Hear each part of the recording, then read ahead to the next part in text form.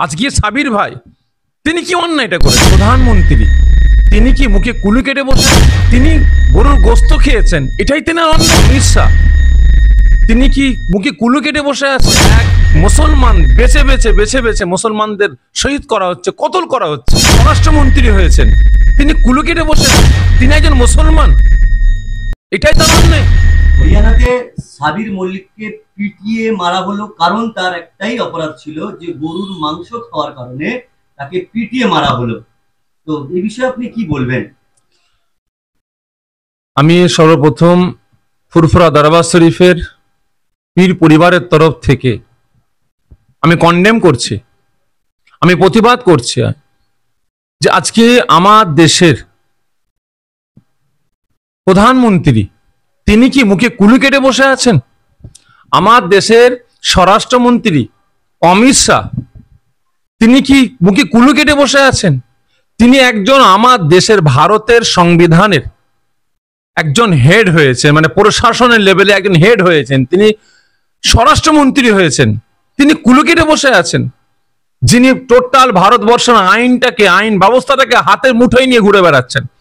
আজকে একের পর এক মায়েদের বোনেদের ধর্ষণ করা হচ্ছে, একের পর এক মুসলমান বেছে বেছে বেছে বেছে মুসলমানদের শহীদ করা হচ্ছে, কতল করা হচ্ছে। আজকে সাবির ভাই তিনি কি অন্যায়টা করেছেন? তিনি একজন মুসলমান, এটাই তার অন্যায়। তিনি গরুর গোস্ত খেয়েছেন, এটাই তেনার অন্যায়। তাহলে ভারতের সংবিধানে লিখে দেন আপনারা যে মুসলমান গরু গোস্ত খেতে পারবে না, মুসলমান এটা খেতে পারবে না, মুসলমান ওটা করতে পারবে না, মুসলমান লুঙ্গি পরতে পারবে না। আজকে ভারতের প্রধানমন্ত্রী তিনি এক জায়গায় বক্তব্য রাখতে রাখতে বলছেন আমি লুঙ্গি বাহিনী, আমি কারা কি এই ঘটনা ঘটিয়েছে আমি সব জানি, লুঙ্গি বাহিনী। উনি লুঙ্গি দেখে বিবেচনা করেছেন যে মুসলমান লুঙ্গিও পরতে পারবে না, মুসলমান টুপি পরতে পারবে না, মুসলমান দাঁড়িয়ে রাখতে পারবে না। তাহলে আমি বলবো আমার দেশের প্রধানমন্ত্রী তিনি দাঁড়িয়ে রেখেছেন কেন?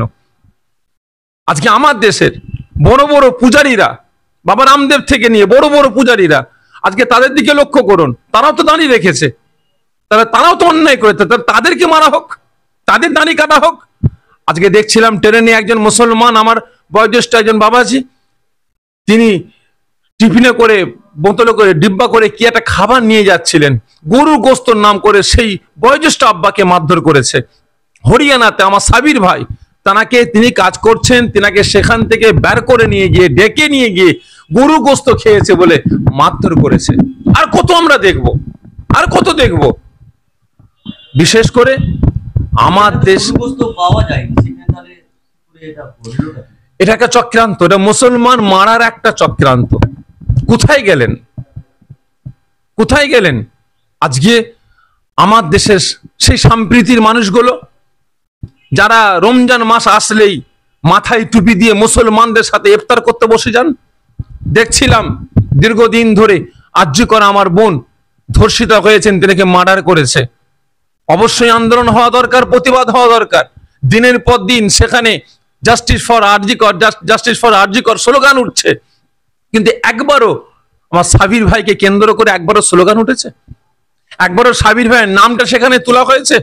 আজকে আরজি করে যে সমস্ত ভাইয়েরা দিনের পর দিন ধরে, মানে সারা দিন রাত ধরে আন্দোলনে বসে আছেন, ঘন্টার পর ঘন্টা দিনের পর দিন আন্দোলনে বসে আছেন, ধর্নায় বসে আছেন, আপনারা মিডিয়া আপনারা গিয়ে দেখুন, তদন্ত করুন, সেখানে 100টা মানুষ যদি সেখানে ধর্নায় বসে থাকে 50% থেকে 55% মুসলমান বসে আছে। আজকে সেই মুসলমান ভাইয়েরা 50% 55% উদ্দেশ্যে সেখানে বসে আন্দোলন করছে কার পক্ষে? আমার আরজি করের, আমার ডাক্তারের পক্ষে। আজকে সেখানে একবারও আমার সাবির ভাইয়ের নামটা উঠলো না। সাবির ভাই, justice for Sabir, justice for Sabir একবারও স্লোগান উঠলো না, আর উঠবেও না। কারণ বিশেষ করে আমার দেশে এই মোদী সরকার যে থেকে এসেছে, বিজেপি সরকার যে থেকে এসেছে, হিন্দু মুসলমানের একটা ঐক্য, ভ্রাতৃত্ব, ভালোবাসা এরা ধ্বংস ধূলিসাৎ করে দিয়েছে। বিশেষ করে আপনারা জানেন, যখন বিজেপি সরকার গুজরাটে যখন সর্বপ্রথম মোদিজি মুখ্যমন্ত্রী হলেন, সেই দিন থেকে মুসলমান সমাজটাকে শেষ করার চক্রান্ত শুরু করেছিল। ওই মোদিজি গুজরাটে দাঙ্গা লাগিয়েছিল। তারপরেই দাঙ্গা শুরু হলো হিন্দু মুসলমান কোথায়? মুম্বাইয়ের জমিনে। আস্তে আস্তে হিন্দু ভাইদের কানে মুসলমানদের বিরুদ্ধে এক এক রকম স্লো পয়জন ঢোকাতে আরম্ভ করে দিয়েছে। আজকে দিনের পর দিন মুসলমান ভাই দেখলেই, মুসলমানদের দেখলেই রাস্তাঘাটে যেখানে সেখানে হেনস্থা করা হয়, গরু গোস্ত খাবার জন্য মারা হয়। আপনারা দেখেছেন যোগীর রাজ্যে গরু গোস্ত খাবার নাম মানে খেয়েছে বলে পুরো একটা গ্রামকে বুলডুজার দিয়ে গুঁড়িয়ে দেওয়া হয়েছে, ধূলিসাৎ করে দেওয়া হয়েছে। সেই রাজ্যে নারীরাও কিন্তু সুরক্ষা নয়। শুধু সেই রাজ্য, যোগীর রাজ্য বলে নয়, সারা ভারতবর্ষে নারীরাও সুরক্ষা নয়। সে কি হিন্দু বলেন কি মুসলমান বলেন, এরা নারীদের নিজেদের পুরুষদের ভোগ করার ব্যবস্থা নিয়েছে কি হিন্দু আর কি মুসলমান। আর তার সাথে সাথে মুসলমানদের হত্যা করো, মুসলমানদের মারো, নিজেরা ধর্ষণ করছে, মুসলমানদের দোষ দিচ্ছে। আপনারা দেখেন না, আমার বোন আসিফা তাকে মন্দিরে আটকে রেখে দীর্ঘদিন ধরে মন্দিরের পুরোহিত থেকে নিয়ে এক শ্রেণীর নেতারা তারা ধর্ষণ করলো, তারা শাস্তি পেয়েছে। আমার বোন বিলকিস বানু, তেনাকে দিনের পর দিন মানে তেনাকে ধর্ষণ করা হয়েছে, দিনের পর দিন কেস চলেছে। চলার পরে সেই দোষীদের কি করলো? ফুলের মালা দিয়ে বিজেপির নেতারা ঘরে নিয়ে গেল। এই তো কদিন আগে দেখছিলাম, যেখানে যে জায়গায় মোদিজি দাঁড়িয়ে ভোটে জিতেছেন সেই জায়গায় দুজন আপনার আরএসএস এর কি একটা আপনার ডিপার্টমেন্টে আছে, সেই যুবক ছেলে ধর্ষণ করেছিল বলে তাদেরকে ছেড়ে দেওয়া হয়েছে। ধর্ষণ করেছে, জেল হয়েছে, হওয়ার পরে এ কদিন আগে ছেড়ে দিয়েছে। সেই যুবকদের গলায় মালা পরিয়ে গুজরাট আপনার বাড়িতে নিয়ে গেছে। অবিলম্বে আমি বলবো আমার রাজ্যবাসীকে, আমার দেশবাসীকে, আপনারা যতই আন্দোলন করেন না কেন, কোনোদিন আন্দোলন করে আপনারা সাকসেস হবেন না। কারণ আমার দেশের টোটাল আইন ব্যবস্থা কোর্টের হাতে নাই। হাইকোর্ট বলুন, সুপ্রিম কোর্ট বলুন, কোনো কোর্টের হাতে নাই। টোটাল আইন ব্যবস্থা প্রশাসনের হাতে নাই। আমার দেশের আইন ব্যবস্থাটা টোটালটাই চলে গেছে আমার দেশের নেতা নেত্রীদের হাতে, ধর্ষকদের হাতে, খুনিদের হাতে। তারা যেটা বলবে আমার দেশের আইন সেটা করবে।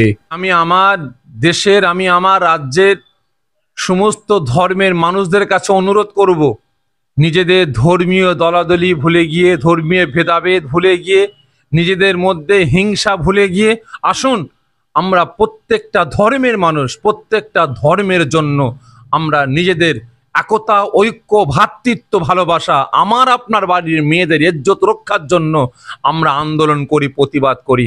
কারণ আমার দেশের যেই রক্ষক সেই ভক্ষক। কারণ আমি কিছু লিস্ট আপনাদের দেখাচ্ছি, এতে বিজেপির তাবর এমপি এমএলএ সহ আমার দেশের বাবারাও জড়িত আছে। আজও পর্যন্ত এই বাবারা বিচার মানে এখনো এদের বিরুদ্ধে আইন সেভাবে ব্যবস্থা করতে পারেনি।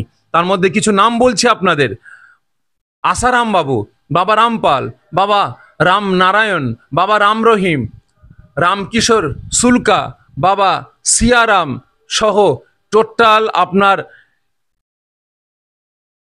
৭৩ জন বাবা আছেন, বিজেপির এমপি এমএলএ আছেন, তাবর নেতারা আছেন।